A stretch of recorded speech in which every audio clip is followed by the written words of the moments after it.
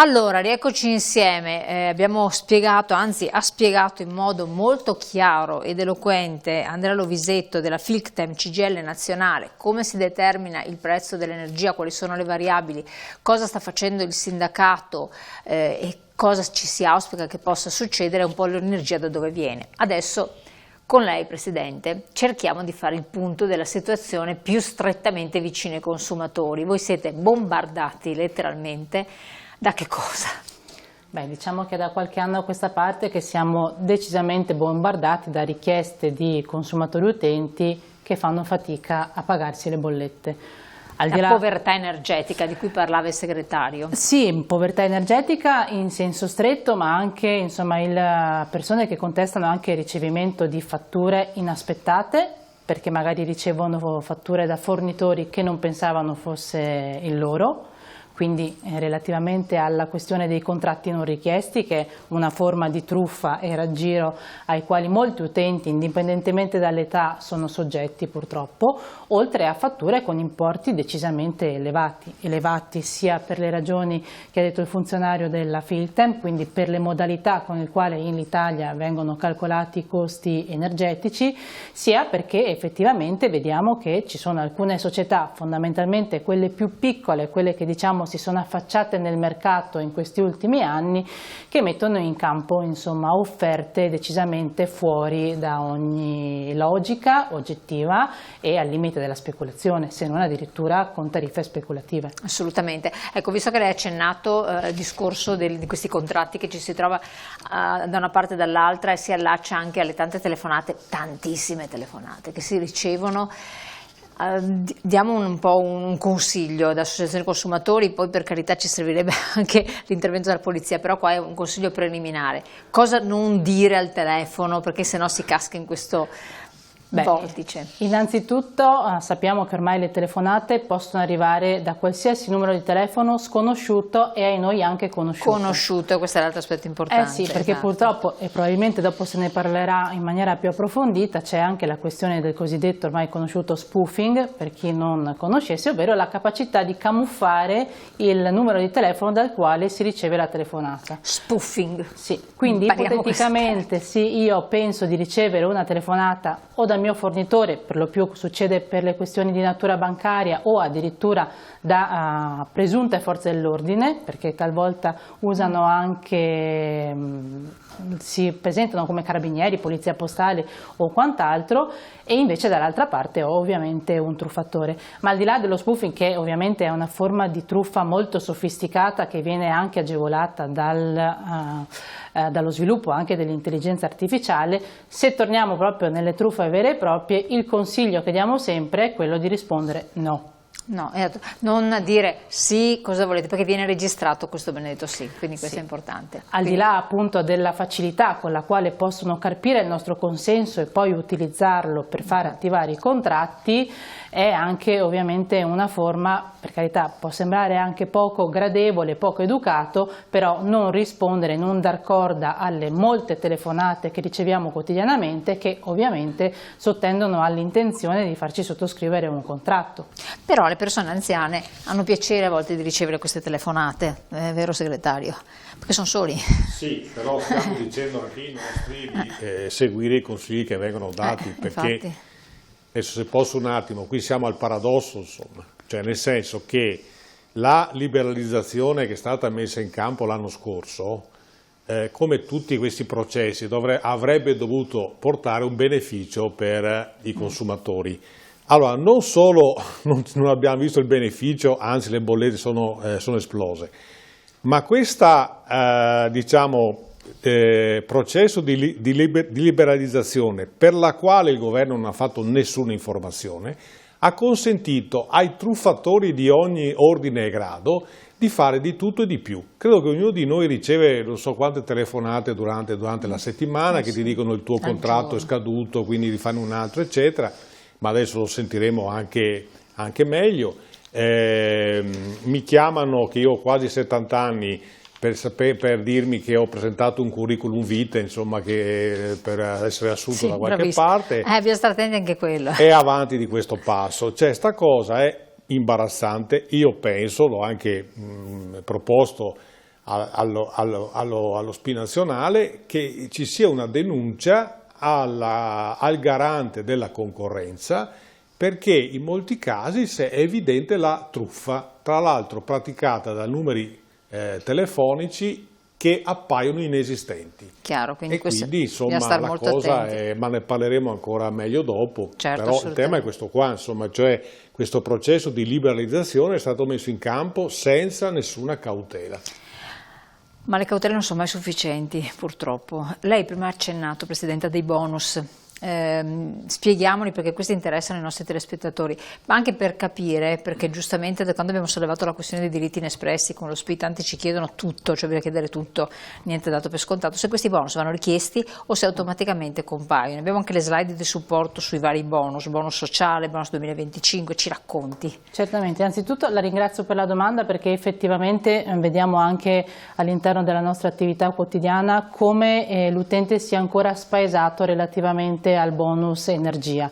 Allora, il bonus energia viene riconosciuto a seconda, insomma, della situazione in cui versa la persona. C'è sia ovviamente la caratteristica determinata dall'ISEE, quindi in automatico il bonus viene riconosciuto in bolletta qualora l'utente vada a presentare l'ISEE. Brava, vada a presentare l'ISEE, allora automaticamente, altrimenti non no. C'è nessuna domanda esplicita da fare al proprio fornitore, basta presentare l'ISEE e in automatico ovviamente il fornitore, attraverso la banca dati che si ha con gli uffici preposti, ovviamente comunica che quell'utente, ovvero quel codice fiscale, ha diritto al bonus, ovviamente in relazione alla quantità di ISEE. Qua abbiamo due soglie. Esatto, diciamo che la soglia, quella base, è quella definita da 9.530 euro per nucleo familiare, dopodiché in relazione alla numerosità dei membri della famiglia il bonus viene riconosciuto in quantità diversa, quindi più numerosa è la famiglia, certo, più ovviamente è ingente la quantità di bonus che mi viene riconosciuta, e in più ovviamente si arriva fino ai 20.000 euro per i nuclei che hanno almeno 4 figli a carico. Dopodiché, come si diceva prima, è stato introdotto un ulteriore bonus una tantum per il primo trimestre di quest'anno per chi ha una soglia ISEE fino a 25.000 euro. Ovviamente i due bonus si sommano, non è uno alternativo all'altro, okay, e comunque non c'è da fare nessuna domanda, è tutto in automatico, in relazione però sempre alla richiesta di presentazione, esatto, dell'ISEE. Questo è bene da dirlo. Che va, scusi se la interrompo, va rinnovata ogni anno. Quindi non va presentata solo una volta, quindi io che ho determinate caratteristiche ISEE non basta che la presenti e che faccia una richiesta solo nel 2025, dovrò farlo anche per il 2026, 27, 28 e così dicendo. Perché potrebbero variare alcuni... Assolutamente sì, alcuni indicatori che incidono sull'ISEE potrebbero variare, quindi io un anno potrei aver diritto a beneficiare del bonus, l'anno dopo no, oppure aver diritto a eventuali ulteriori agevolazioni qualora fossero introdotte. Però volevo anche aggiungermi a quanto è stato detto in precedenza, non è sufficiente.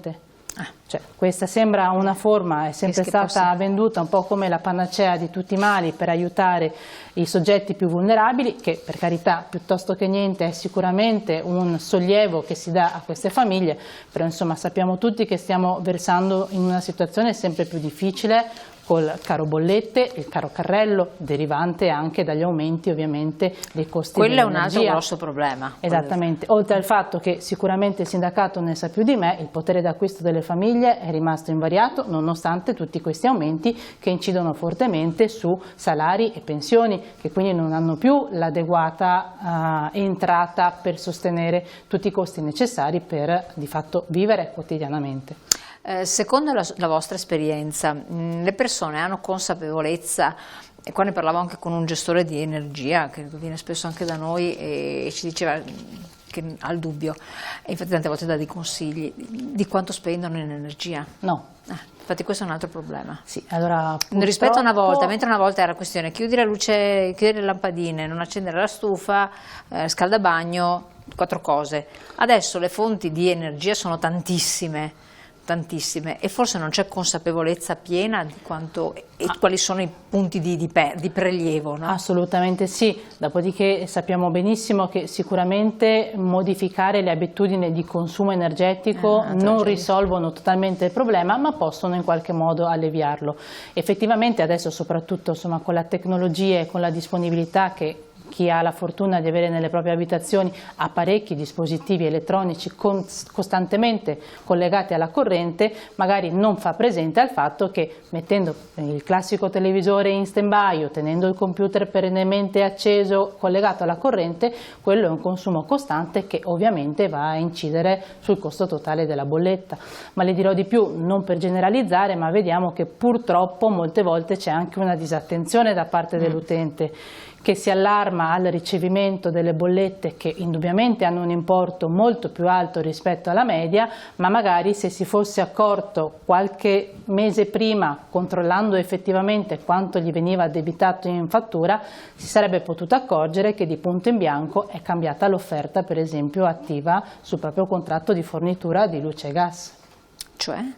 È successo soprattutto negli ultimi 2 anni, ma anche adesso sta succedendo, insomma i contratti di energia elettrica e gas possono avere una durata indeterminata per quanto riguarda il rapporto contrattuale con il fornitore, ma le condizioni economiche hanno una durata prestabilita, che generalmente è di 1 anno o 24 mesi. Con la possibilità però anche del fornitore di poter cambiare unilateralmente cioè vuole le solo da una condizioni parte, economiche, sì. E quindi dandoti la possibilità o di restare e di accettarle o di passare, così come si può sempre fare, ad altro fornitore per trovare un'offerta più adeguata e più aderente alle proprie abitudini di consumo. Ecco, a volte è successo che essendo le società obbligate a comunicare a 3 mesi dalla scadenza dell'offerta economica quali saranno le nuove offerte, i nuovi importi che verranno applicati sia per il kilowattora o per il metro cubo, magari le persone non fanno caso alle comunicazioni che ricevono, o magari anche queste vanno nello spam se mandate via posta, però a volte anche su supporto cartaceo, se inviate, vengono acquisite ma non lette, e quindi poi di punto in bianco succede che magari quello che era un'offerta che inizialmente poteva essere vantaggiosa e quindi che agevolava l'azienda ad accaparrarsi cliente, l'anno dopo vediamo che il costo del metro cubo, il cubo è triplicato o addirittura molto di più. Infatti questa è un'altra cosa. Allora andiamo in pubblicità, prima però vorrei che lei ci desse dalla sua autorevole posizione, e quindi senza dubbio ascoltano più lei che non magari il figlio in casa o l'estraneo, l'amico, i consigli per risparmiare. Abbiamo anche una slide, mettiamola a tutto schermo così ci si ricorda bene. Diamoli. Sì, allora come abbiamo detto prima, è fondamentale stare attenti a come utilizziamo l'energia elettrica. Innanzitutto bisogna stare attenti a come utilizziamo il riscaldamento nell'abitazione, quindi temperature eccessivamente elevate all'interno delle nostre case, oltre a far male, fanno male soprattutto al nostro portafoglio. Quindi indicativamente sappiamo che la temperatura ottimale si aggira dai 18 ai 20 gradi e non aumentarla ovviamente di più. In alcuni casi, in base al tipo di caldaia che si utilizza, è addirittura sconsigliato chiudere il riscaldamento quando si esce dall'abitazione. Perché dopo la recensione consuma. Esattamente, c'è un consumo ben più alto di gas. Dopodiché sappiamo bene, e sono ovviamente suggerimenti di buon senso, anche forse i suggerimenti che potevano dare i nostri nonni, se il riscaldamento è acceso non dobbiamo ovviamente aprire le finestre, se non ovviamente abbassando la temperatura che abbiamo all'interno della nostra abitazione. Se è possibile... Vediamo infatti la slide successiva dei consigli per risparmiare, così, ecco, prego. Se è possibile cercare di efficientare quanto più possibile la nostra abitazione, quindi evitare per esempio di avere dispersioni per quanto riguarda appunto il calore che è all'interno delle nostre abitazioni. I famosi panni sul radiatore. Chiudere, diciamo impedire al radiatore di poter emanare al pieno la propria energia, quindi coprendolo con dei panni oppure con quei mobiletti che sono molto belli ma ovviamente riducono l'efficienza del riscaldamento, ovviamente non va bene, così come non va bene mettere i panni ad asciugare sul radiatore, e anche quello incide negativamente poi sul costo della bolletta e sulla temperatura che possiamo avere a casa. Grazie mille Presidente, andiamo un attimo in pubblicità, poi faremo due parole proprio sull'ARERA che ce ne accennava anche il funzionario della Filten, e poi passiamo direttamente a bomba al discorso delle truffe, che è molto importante. Abbiamo un funzionario di polizia che ci darà dei ragguagli tra poco.